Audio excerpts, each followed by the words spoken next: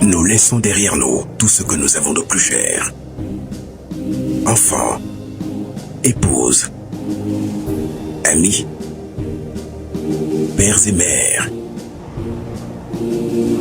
Fièrement, nous répondons à l'appel du devoir. Pour que les déplacés et les réfugiés rentrent à la maison. Pour que nos enfants reprennent le chemin de l'école. Pour que jaillisse la lumière de la réconciliation entre les peuples, pour le Mali, pour la patrie. Cette voie, nous l'avons choisie, au prix de nos vies. Nous défendrons nos couleurs. Et si nous laissons derrière nous, veuves et orphelins, nous vous prions, prenez soin d'eux.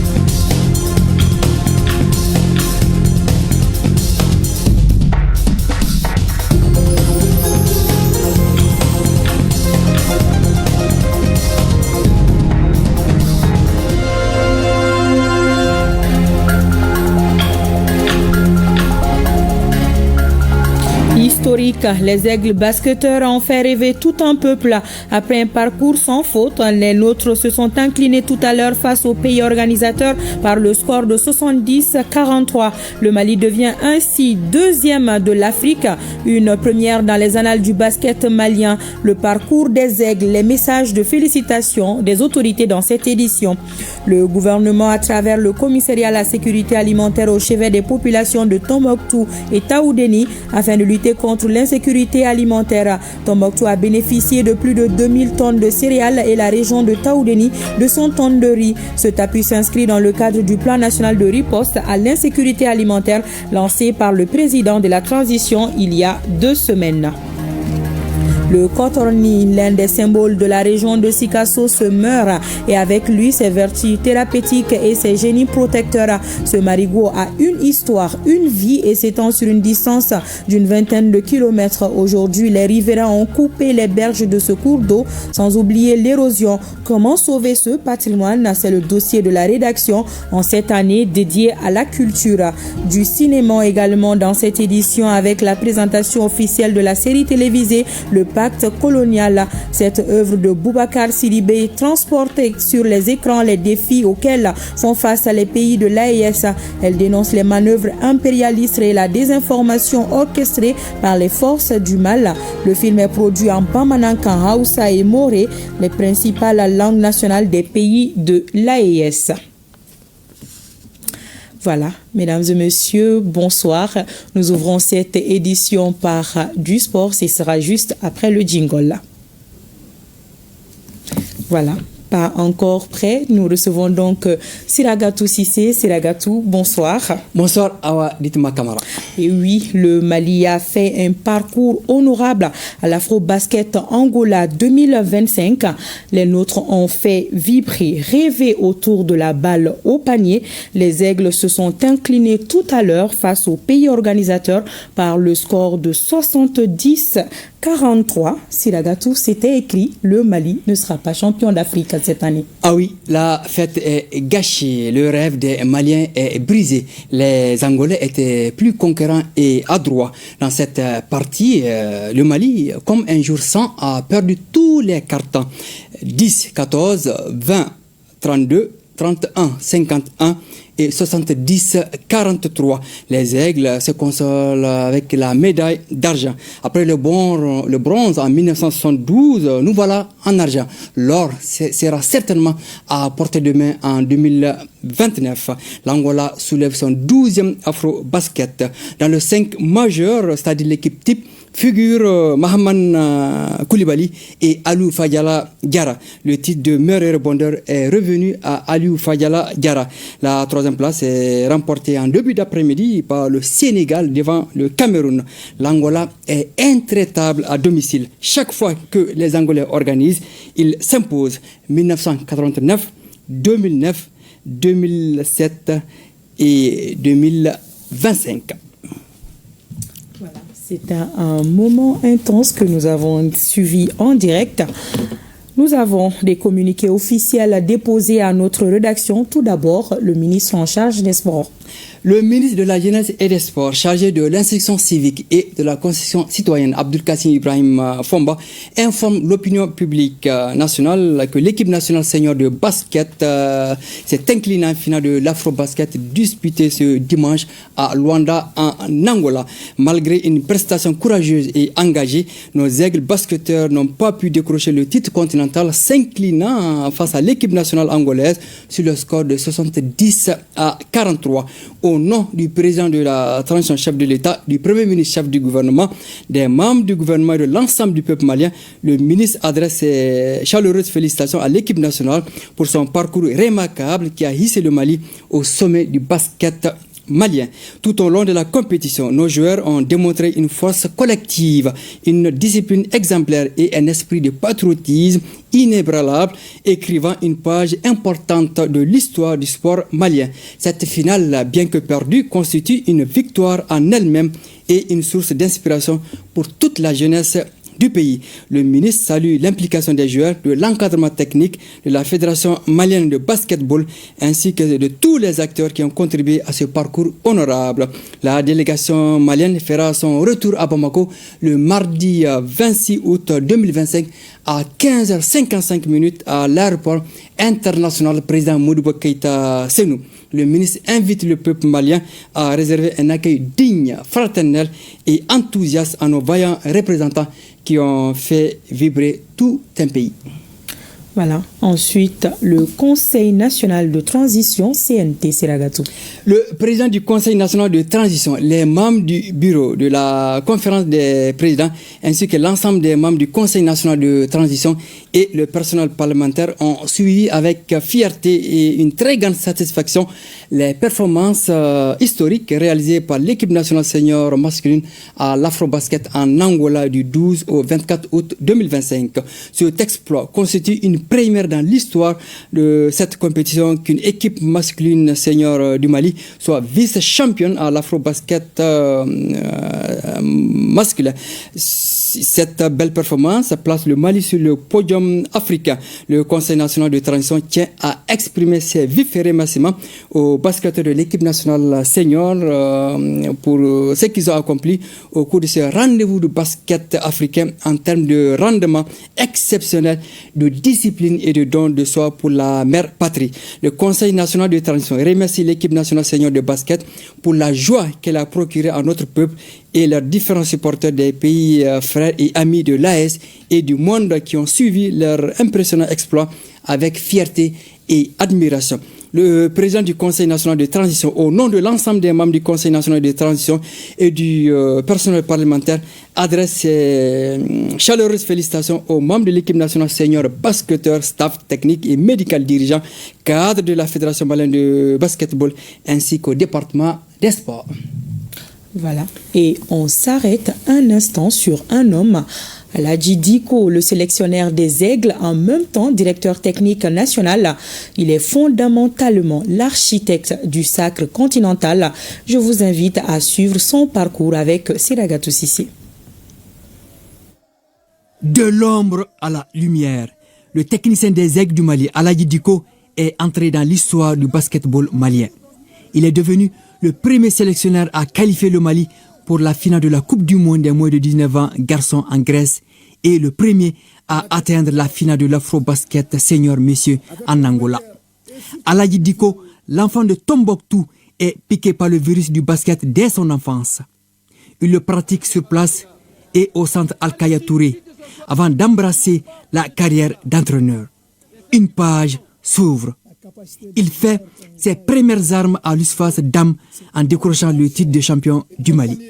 Il enchaîne avec le centre Bintou Dembélé de Koulikoro, mais manque de justesse le titre. C'est déjà une performance pour une équipe régionale. Aladji Diko se perfectionne et veut aller vite à l'allure d'un chronomètre. Il participe à des stages d'entraîneur niveau 2 FIBA Afrique en France, en Espagne et aux États-Unis. Le coach Diko est suffisamment armé pour relever d'autres défis. Sa rigueur dans le travail le propulse au sommet. La Fédération malienne de basketball le nomme à la tête de la sélection des moins de 16 ans garçons. Il devient vice-champion d'Afrique en 2009 au Mozambique. Sa première grande expérience internationale a été riche en enseignement. Aladji Dicko prend ensuite les rênes des moins de 18 ans garçons et remporte le titre de champion d'Afrique en 2018 à Bamako. En 2019, il conduit la même équipe à la Coupe du Monde des moins de 19 ans en Grèce. Le Mali perd en finale devant les États-Unis.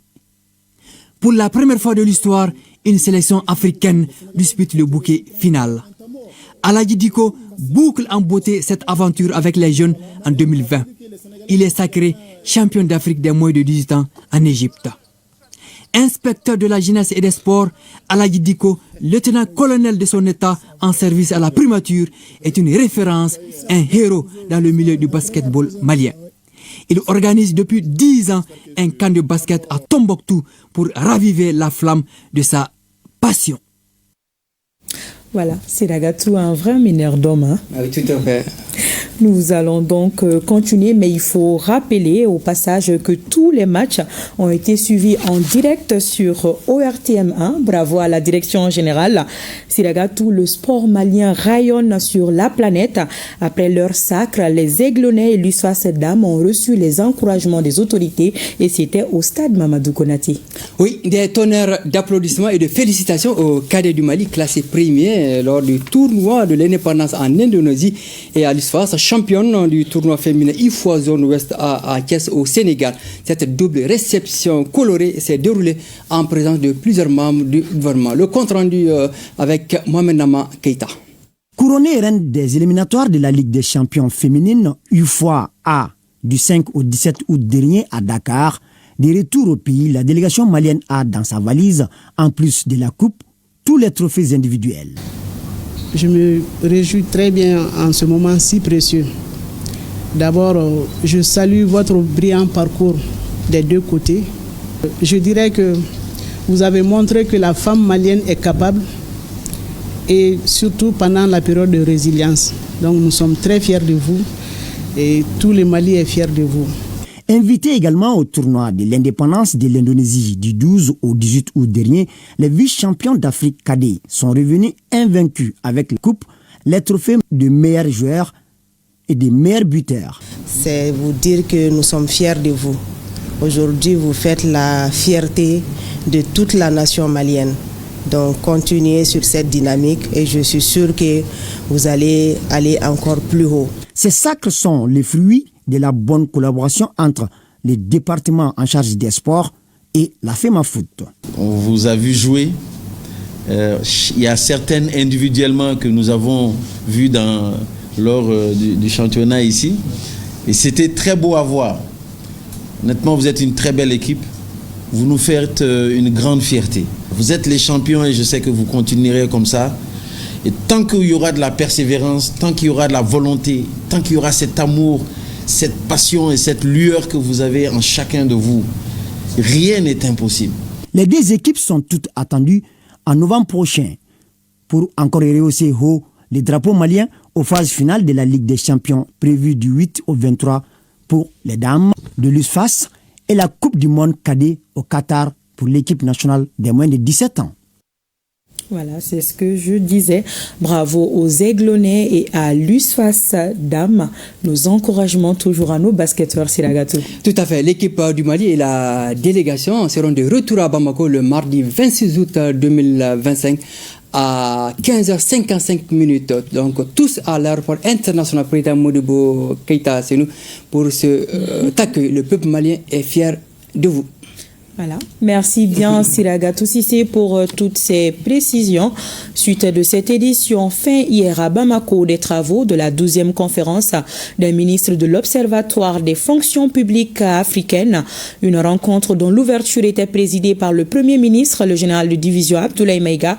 Les ministres ont examiné les propositions des experts afin de définir de nouvelles orientations pour des administrations publiques au service des administrés dans un contexte de modernisation et les actions du Mali dans ce cadre ont été appréciées et font cas d'école. Aridou Matina revient sur la cérémonie de clôture présidée par le ministre en charge du Travail, Dr Fassoum Koulibaly. L'OFPA, l'organisation panafricaine qui a comme objectif majeur de conseiller, collecter et diffuser des informations sur les fonctions publiques africaines, entend retrouver son dynamisme d'antan à travers cette rencontre de Bamako. Après les travaux des experts, c'était le tour des ministres de se retrouver à la faveur de la 12e conférence des ministres de l'Observatoire des fonctions publiques africaines. La rencontre qui a permis d'examiner minutieusement les rapports des experts a été sanctionnée par une déclaration. Soucieux de la nécessité de réorienter les missions de l'OFPA pour mieux répondre aux attentes des États membres, déclare 1. Sa profonde préoccupation quant à la survie même de cette importante institution panafricaine. 2. La mise sur pied d'une mission de haut niveau de plaidoyer auprès des gouvernements des pays membres afin que l'OFPA puisse bénéficier d'une meilleure attention dans leur agenda. 3. L'urgence du paiement intégral des contributions des États membres et des arriérés dus depuis 2018. 4. La nécessité pour les États membres de renouveler leurs engagements statutaires vis-à-vis de l'OFPA à travers leur participation effective à la prochaine session extraordinaire prévue pour se tenir au plus tard le 31 mars 2026. 5. L'engagement des États membres à faire de l'OFPA une institution panafricaine forte, véritable levier de promotion de bonnes pratiques pour des fonctions publiques africaines modernes, résilientes et tournées vers la satisfaction des besoins des peuples africains pour leur développement économique et social. La tenue de cette 12e conférence était très nécessaire afin d'impulser une nouvelle dynamique à l'organisation. Les fonctions publiques doivent être un outil de promotion du développement de nos États et faire en sorte que nous puissions renforcer la transparence dans tous les actes que nous prenons donc pour le bonheur des usagers de l'administration. C'est en cela que l'OFPA accomplira toute sa mission et sa mission statutaire. Au terme de cette conférence, je voudrais remercier ici l'ensemble des États qui ont fait le déplacement pour venir répondre à l'appel du Mali. L'un des faits marquants de cette 12e conférence des ministres a été le passage des témoins à la tête de l'organisation. Le Mali, qui assurait la présidence depuis quelques années, cède désormais la place au Sénégal. Cette conférence nous a permis de mesurer le chemin parcouru, mais aussi de constater les défis persistants dans l'organisation et le fonctionnement de l'OFPA. Je voudrais me féliciter encore de la tenue de cette session et du choix qui a été porté sur le Sénégal pour présider aux destinées de notre outil commun. Ainsi donc, rendez-vous est pris pour Dakar en 2027. Au terme des travaux, une motion de remerciement a été adressée au président de la transition, chef de l'État, le général d'armée Assimi Goïta.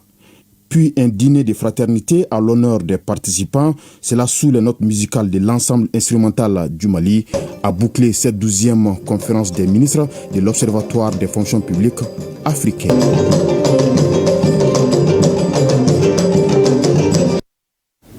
Et je vous l'annonçais dans les titres, dans le cadre du plan de riposte contre l'insécurité alimentaire lancé par le président de la transition, certaines régions du Nord en situation de vulnérabilité ont reçu leur dotation des mains du commissaire à la sécurité alimentaire. C'est ainsi que la région de Tombouctou a bénéficié de plus de 2000 tonnes de céréales et Taoudeni 200 tonnes de riz. Le geste vise à apporter assistance aux couches vulnérables.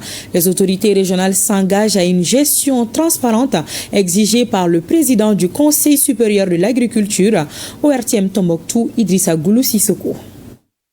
Dans le cadre du plan national de réponse à la sécurité alimentaire, le commissariat à la sécurité alimentaire vient de mettre à la disposition des régions de Tombouctou et Taoudéni une importante quantité de céréales en vue de soutenir les populations vulnérables en cette période de soudure. Ainsi, la région de Tombouctou bénéficie de 2112 tonnes de céréales et celle de Taoudéni 200 tonnes de riz. Il s'agit alors pour le gouverneur de superviser, de contrôler tout le déroulement de cette opération et au besoin réajuster les mécanismes de mise en œuvre. Nous savons que nous sommes dans un contexte particulier d'insécurité. Les bénéficiaires saluent cet accompagnement des autorités nationales et s'engagent pour une distribution rationnelle au profit des personnes vulnérables. Le processus de distribution sera suivi avec la plus grande rigueur, avec diligence, et que les cibles privilégiées seront atteintes, Inch'Allah, avec l'appui de l'ensemble des partenaires. Je voudrais donc rassurer le commissaire à la sécurité alimentaire que nous en ferons un bon usage et que ces vivres seront destinés effectivement aux bénéficiaires qui ont fait l'objet de ciblage. Auparavant, le commissaire à la sécurité alimentaire avait visité les magasins de stockage de céréales de l'OPAM. Et pour renforcer le stock national, il faut une bonne campagne agricole. Et déjà, l'optimisme est là, malgré quelques difficultés constatées au démarrage de la campagne, notamment la fourniture à temps des engrais et l'installation tardive des pluies. À Dioïla, par exemple, la physionomie de la campagne agricole présage un bon rendement. Certains producteurs exploitent le maïs sur plus de 40 hectares et s'attendent à un rendement de 6 à 7 tonnes à l'hectare. Le reportage de Moustapha Doumbia. L'agriculture est l'une des principales activités de la 13e région administrative du Mali. La région de Dioïla est considérée comme l'un des bassins de production de céréales et de coton. Les différentes spéculations agricoles présentent un état végétatif satisfaisant d'une manière générale, ce qui fait dire que la campagne agricole évolue à hauteur de souhait. Nous sommes aujourd'hui le 23 août. Pratiquement les travaux champêtres, les semis sont finis. On est sur les butages. J'ai à peu près 12 hectares de maïs ici. Il pleut abondamment. Même aujourd'hui ici, on a eu à peu près 35 mm de pluie. La Chambre locale d'agriculture couvre 23 communes correspondant à la 13e région administrative. Parmi ces communes, celle des Ankoulibaly, dans le cercle de Fana, abrite certains grands producteurs de la région de Dioïla, dont Yacouba Doumbia et ses frères qui exploitent des superficies non négligeables. Notre production est destinée à la consommation familiale ainsi qu'à l'appui de certaines personnes dans le besoin. Ici, nous avons plus de 40 hectares de maïs, de variétés locales et hybrides. Nous attendons 6 à 7 tonnes à l'hectare. Nous produisons en utilisant beaucoup de fumures organiques et très peu d'engrais. En plus du maïs, nous cultivons du mil, des sorgho et d'autres spéculations. Nous sommes vraiment satisfaits de la pluviométrie et de l'état de nos cultures. L'évolution de la campagne agricole est bonne selon bon nombre de producteurs de la région, et c'est là qu'il s'agisse des céréales ou du coton. Nous produisons du coton, du maïs, du mil et de l'arachide. La campagne évolue à hauteur de souhait malgré un début difficile à cause de la pluviométrie. L'autre difficulté, c'est l'arrivée tardive de l'engrais subventionné par l'État, mais globalement, tout se passe bien. À la date d'aujourd'hui, la subvention continue à venir. On n'a pas eu 100% de nos quotas, mais nous sommes vraiment à l'aise. L'élevage et l'aviculture sont aussi des activités agricoles bien pratiquées dans la région de Dioïla.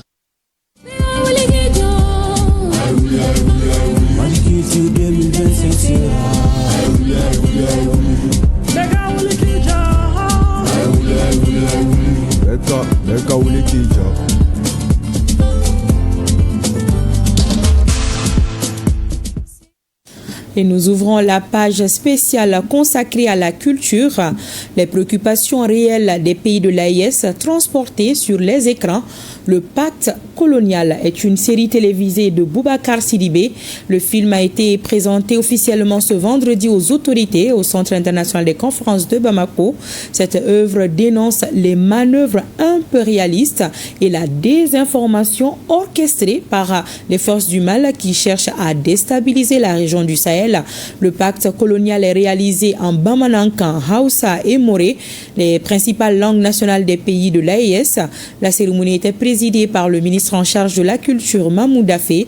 Le reportage de Moussa Kamara. C'est dans une ambiance solennelle que le rideau s'est levé sur le pacte colonial. La série a été réalisée dans 3 pays de l'espace AES. Elle s'attaque à un sujet encore sensible, les mécanismes du pacte colonial et leurs répercussions sur les sociétés africaines modernes. La série Le pacte colonial que nous allons voir tout à l'heure est bien plus qu'une œuvre télévisuelle. Elle est un miroir tendu vers notre passé, une réflexion audacieuse sur les réalités précoloniales qui ont façonné nos nations. Nous remettons solennellement les 33 épisodes de cette série. Ce n'est pas un simple don. C'est une contribution symbolique. C'est le témoignage que notre culture, notre cinéma est au service de la souveraineté et de l'unité. Les acteurs visiblement émis ont partagé leurs expériences de tournage, insistant sur l'importance de raconter cette histoire avec authenticité. Très satisfaite de participer à cette aventure. Ce film est une sensibilisation sur l'impact colonial qui pose beaucoup de problèmes dans les pays du Sahel. À travers un récit dramatique et engagé, le pacte colonial ambitionne d'ouvrir le débat sur l'indépendance réelle des États africains. C'est de féliciter ici le réalisateur de cette série. Toutes nos félicitations à vous, honorables. Et que Dieu continue de veiller sur nous, sur nos communautés, de veiller sur l'AES et que désormais nos yeux qui se sont ouverts ne se referment plus à jamais. Cette série est plus qu'un film, c'est un acte de mémoire et de transmission. L'assistance a pu suivre un extrait exclusif du pacte colonial. La remise des épisodes est perçue comme un pacte, non pas une soumission, mais de liberté. Aujourd'hui, faire une réalisation sur le pacte colonial, c'était un voyage dans le temps. C'est pour dire tout simplement que si l'AES n'était pas créé, il fallait le faire. C'est une raison, parce qu'aujourd'hui, nos pays ont souffert. Donc, au-delà même de l'œuvre télévisuelle, c'est vraiment une production intellectuelle de très haut niveau. Avec le pacte colonial, la Maison fédérale du cinéma ouvre une nouvelle page dans la production audiovisuelle nationale. Une série qui promet de marquer les esprits et de nourrir des discussions sur l'identité, la souveraineté et la mémoire historique. Cette question à présent qui taraude les esprits. Qui, pour sauver le cotroni de Sikasso, l'un des symboles de la région, ce marigot se meurt et avec lui ses vertus thérapeutiques et ses génies protecteurs aux grandes dames de ceux qui l'ont vu naître. Ce cours d'eau a une histoire, une vie et s'étend sur une distance d'une 20aine de kilomètres. Aujourd'hui, les riverains ont occupé les berges du marigot sans oublier l'érosion. Comment sauver ce patrimoine? C'est le dossier de la rédaction réalisé par Sékou Konaté de notre station régionale à Sikasso. Représentant ce que le Nil est pour l'Égypte, le Cotoroni est le nom mythique donné à ce marigot qui traverse la ville de Sikasso d'est en ouest sur plus d'une 20aine de kilomètres, pour aller ensuite à la rencontre du Lotio et couler en toute douceur vers le Bani à Mopti. Cette rivière a une histoire. Elle avait ses interdits et renfermait beaucoup de mythes. C'est un marigot en son temps. Tout le monde s'est retrouvé au Cotoroni parce que vu ce que ça rapportait comme en quelque sorte des soins, l'eau du Cotoroni servait de beaucoup de guérison. C'est une source de vie.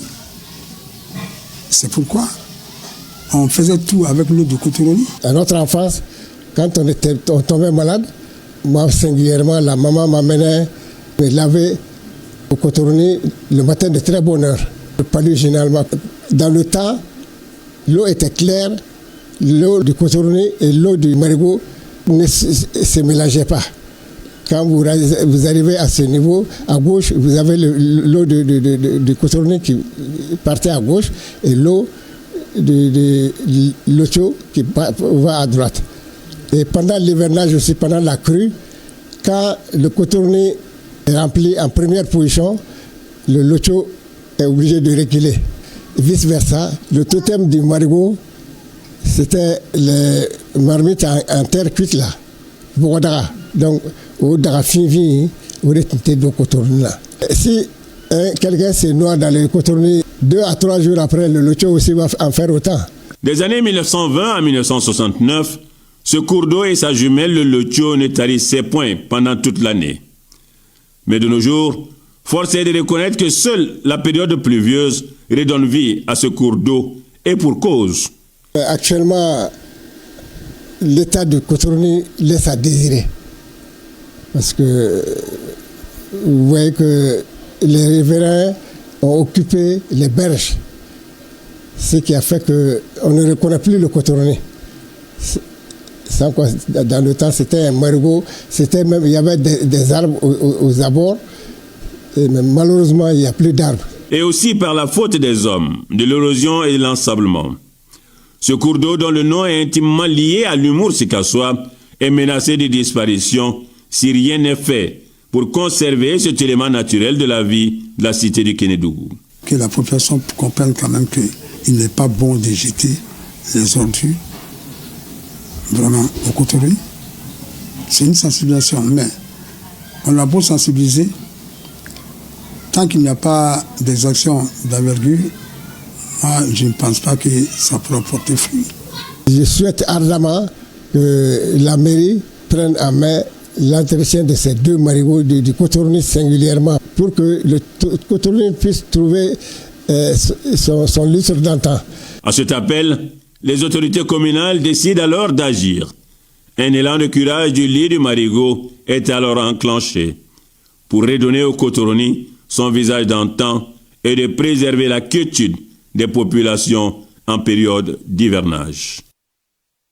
Voilà, il le faut. Chacun de nous doit contribuer à la préservation de ce cours d'eau qui reste tout de même une identité de la région de Sikasso et pourquoi pas le Mali tout entier. Direction Tombouctou où l'art de la viande se transforme en véritable patrimoine culinaire, en rôtisserie savoureuse et saucisses aux recettes. Les bouchers déploient un savoir-faire unique qui fait rayonner la ville bien au-delà de ses frontières. Je vous invite à une séance de dégustation dans ce reportage signé Najim Baba Sissé et Mahamoudou Askofari.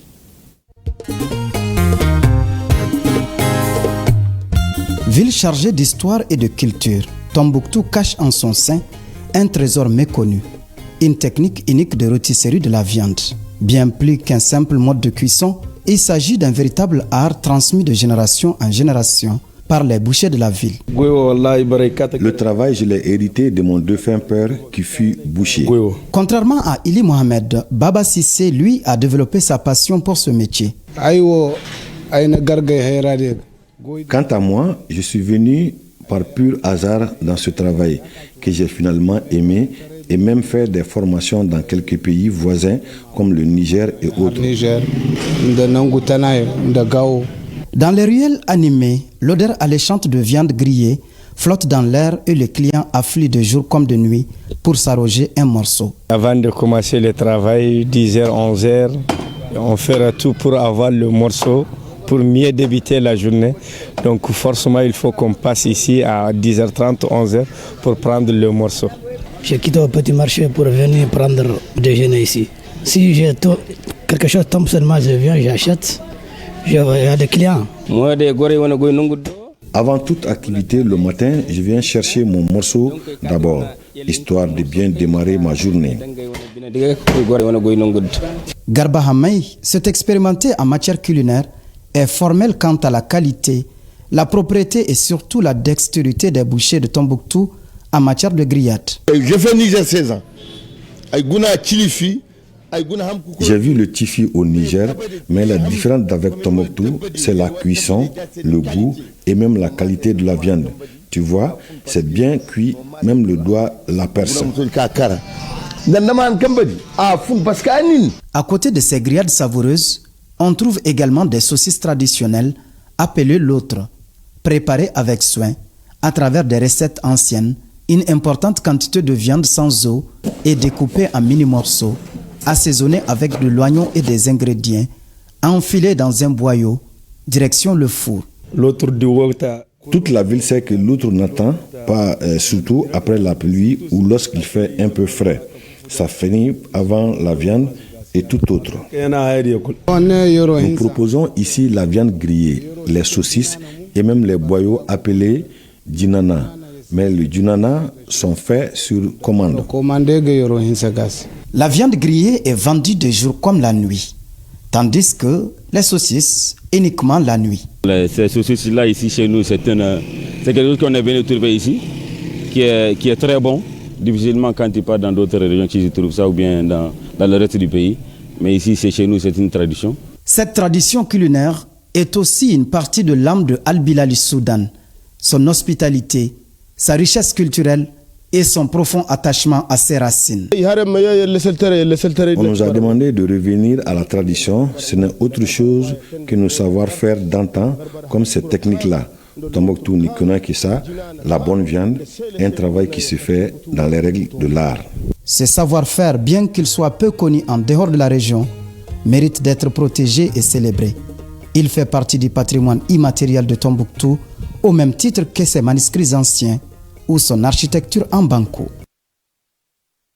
Voilà, de la viande bien assaisonnée à consommer avec modération afin d'éviter les surprises désagréables. Et c'est ce qui referme la page culture de ce dimanche.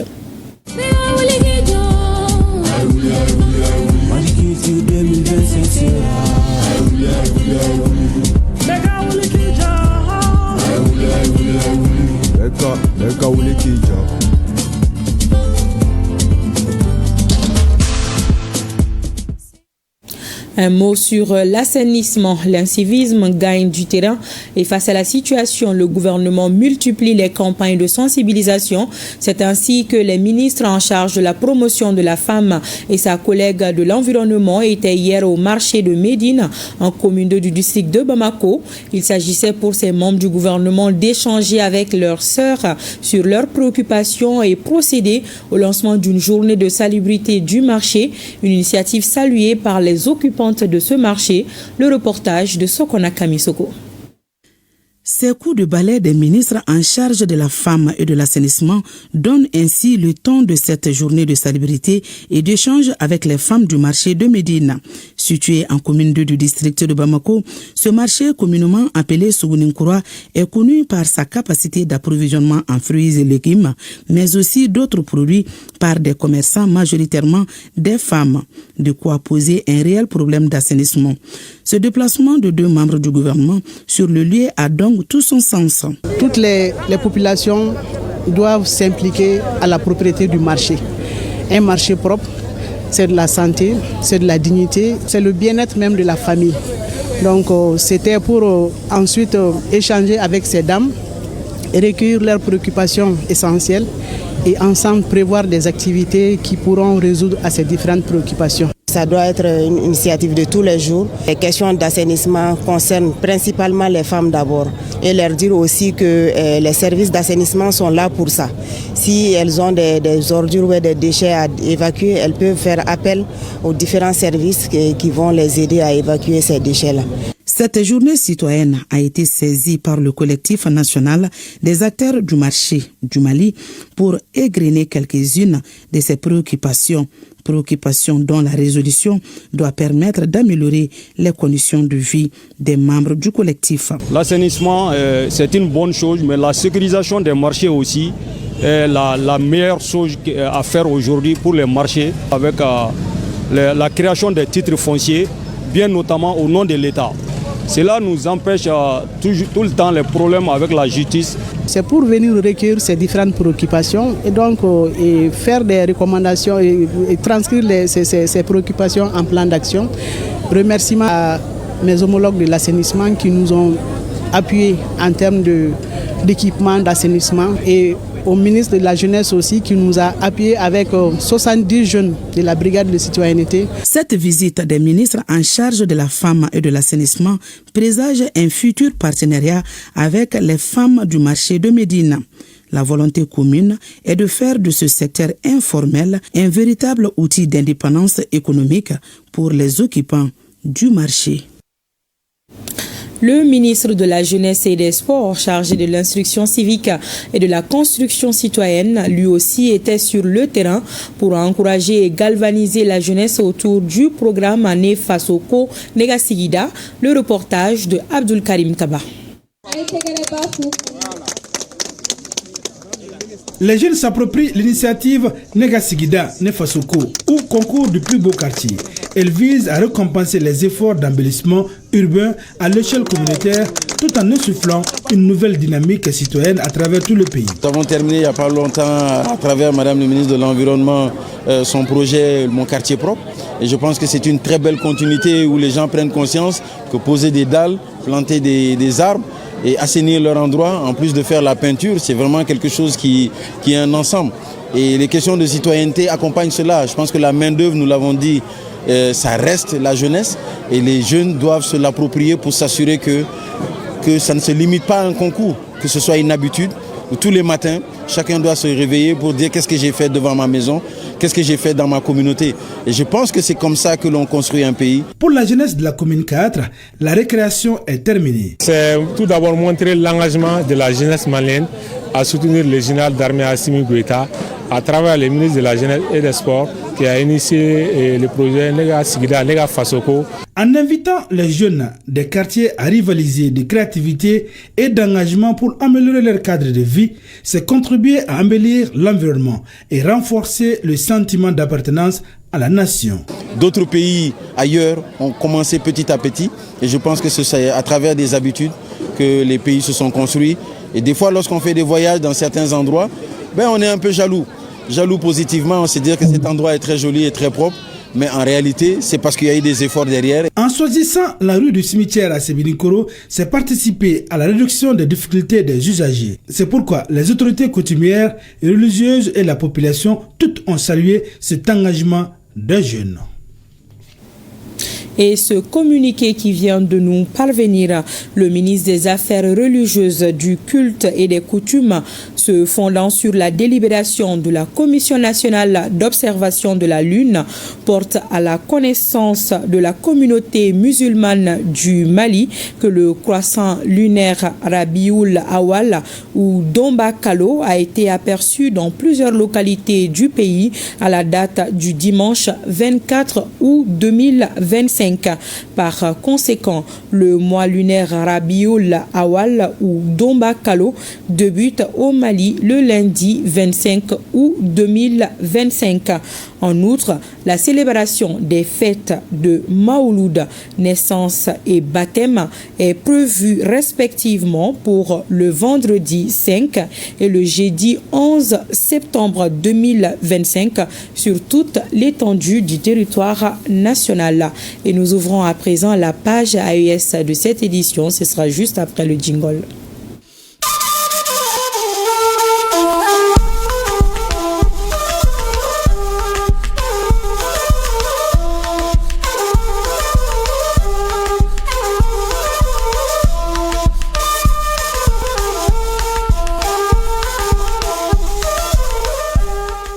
Et nous ouvrons la page avec cette mobilisation des sages de Ségou pour condamner avec la dernière rigueur la tentative de déstabilisation du pouvoir.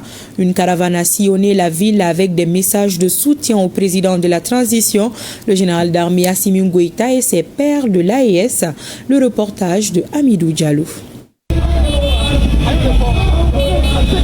Non à la déstabilisation du Mali, c'est les maîtres mots de cette caravane qui a mobilisé des Ségouviens et plusieurs délégations venues de l'intérieur du pays. Les caravaniers sillonnent la ville de Ségou, puis tiennent un meeting au rond-point de l'hôpital Nianakoro-Fomba. Les manifestants, avec à leur tête les Saïs de Ségou, réaffirment leur soutien sans faille aux autorités de la transition. Aujourd'hui, plus qu'hier, Ségou apporte son soutien indéfectible aux autorités dirigeantes de la transition, en l'occurrence le général d'armée Assimi Goïta et ses compagnons. Condamne avec la plus grande fermeté les actes de déstabilisation dirigés contre la République. C'est le lieu de saluer spécialement l'engagement, le professionnalisme et la maturité de notre service de renseignement sous la haute direction du général de corps d'armée Modibo Kone. Occasion aussi pour les participants de saluer les efforts consentis par les autorités sous le leadership du général d'armée Assimi Goïta. Nous disons ici, merci, Monsieur le Président de la Transition, pour la libération du territoire, notamment la ville emblématique de Kidal. Merci pour la nouvelle constitution consacrant la 4e République. Merci pour la souveraineté retrouvée. Merci pour la refondation du Mali.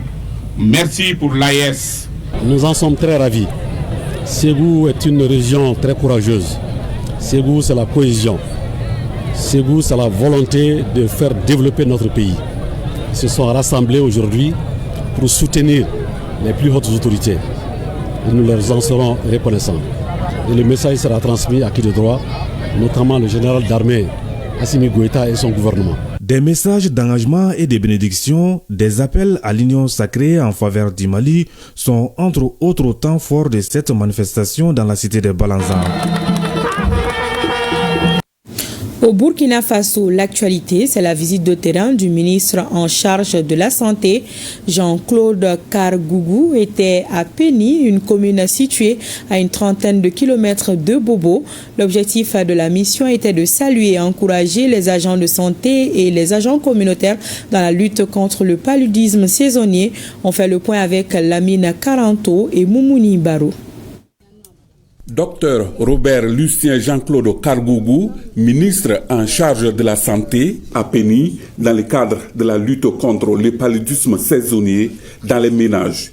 Il administre ici des doses de médicaments à ses enfants dont l'âge est compris entre 3 et 59 mois.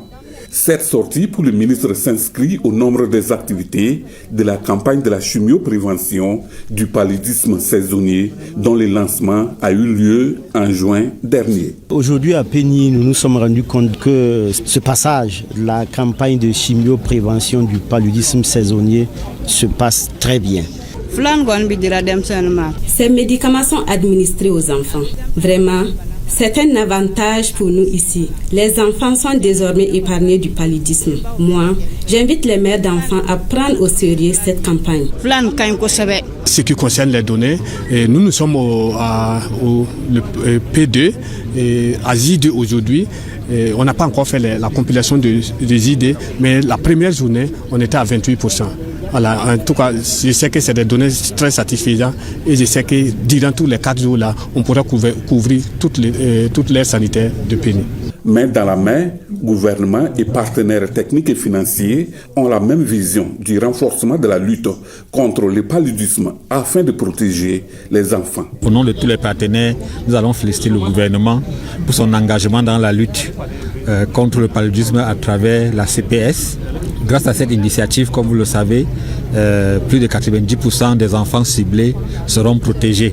Comment ne pas insister encore une fois aussi sur les autres moyens de lutte contre le paludisme?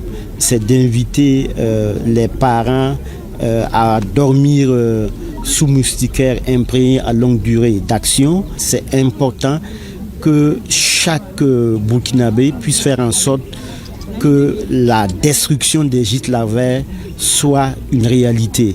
Un environnement assaini, tout le monde est interpellé afin de réduire la transmission du paludisme pendant la saison de pluie, surtout pour la tranche d'âge des enfants de 3 à 59 mois qui payent les plus lourds tributs. Au Niger, l'actualité, ce sont les différentes opérations menées par les forces de défense et de sécurité. Les FDS ont neutralisé des chefs de la secte Boko Haram, notamment le redoutable Bakura. D'autres suspects ont été interpellés et des matériels de guerre saisis. Le compte-rendu de Jocelyne Amoussou. Le 15 août 2025, la neutralisation de Bakura, alias Abou Oumeima, par les forces de défense et de sécurité nigériennes marque un tournant décisif dans la guerre contre le terrorisme au Sahel. Mais au-delà de l'élimination d'un chef sanguinaire de Boko Haram, cet événement révèle les complicités extérieures qui alimentaient son pouvoir, mettant en lumière les véritables commanditaires. Au-delà, le Sahel doit sortir de ces jeux obscurs, orchestrés depuis l'étranger, et devenir un espace de dignité, de souveraineté et de renaissance africaine. Au registre des opérations menées au cours de la semaine, elles se résument comme suit. Dans la région de Dosso, dans le cadre de l'opération Damissa, les forces de défense et de sécurité ont mené plusieurs actions offensives malgré les contraintes liées à la saison des pluies et aux difficultés de mobilité. Le 16 août, à la suite d'un signalement de vol de bétail dans le département de Djundju, zone de Karakara et Yeldou, une unité des FDS a engagé une mission de poursuite et d'interpellation. L'opération a permis de récupérer une somme de 238 700 francs CFA et de remettre les mis en cause aux services compétents pour la suite des enquêtes. Le 19 août, vers 11h, une patrouille de présence et de renseignement opérant dans le secteur de Tanda, département de Gaya, au village d'Adigalele, a intercepté une moto transportant 9 bidons de carburant destinés à l'approvisionnement des groupes armés terroristes. Le lendemain, 2 autres ravitailleurs ont été arrêtés à l'ouest du pays pour ce qui est de l'opération NIA. Une patrouille opérant dans le secteur d'Uro-Djaladjou a détecté puis neutralisé avec efficacité un engin explosif improvisé. Le 21 août, dans les environs de Sassarei, 2 agents infiltrés appartenant aux groupes armés terroristes ont été interpellés. Au cours de la même mission, un troupeau abandonné, composé de 42 petits et gros ruminants, a été découvert. Dans la localité de Garbounia, les unités déployées ont interpellé un individu identifié comme élément terroriste. Les vérifications menées ont confirmé son implication directe dans l'assassinat en juillet 2024 de 4 habitants d'un campement situé au sud du village.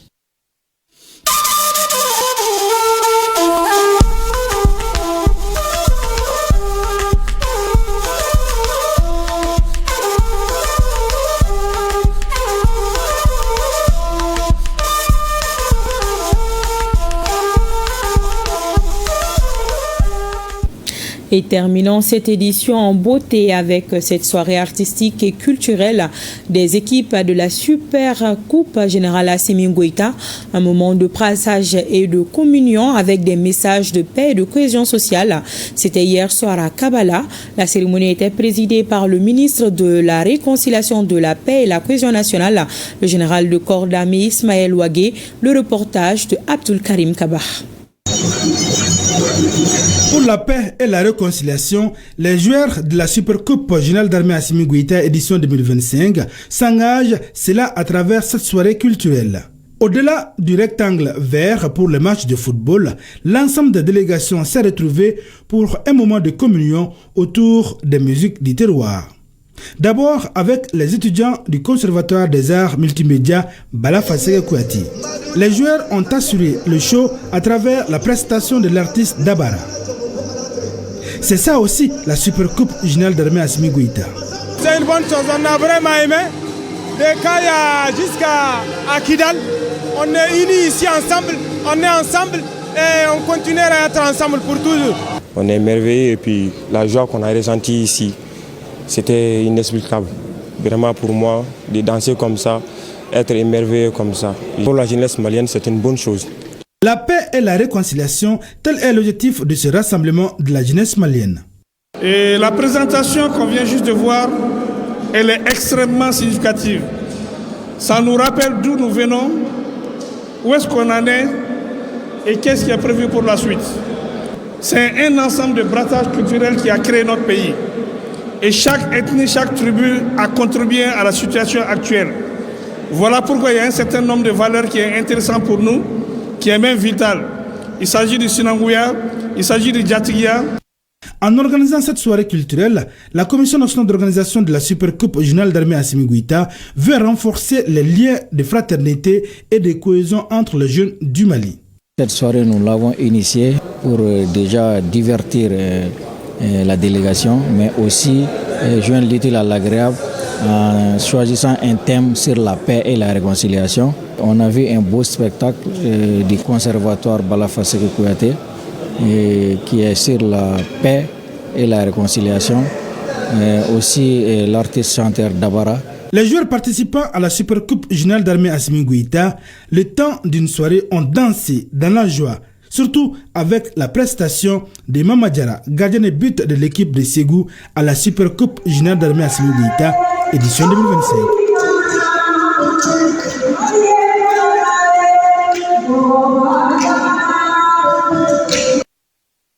Voilà, et c'est très beau à voir. C'est la fin de cette édition.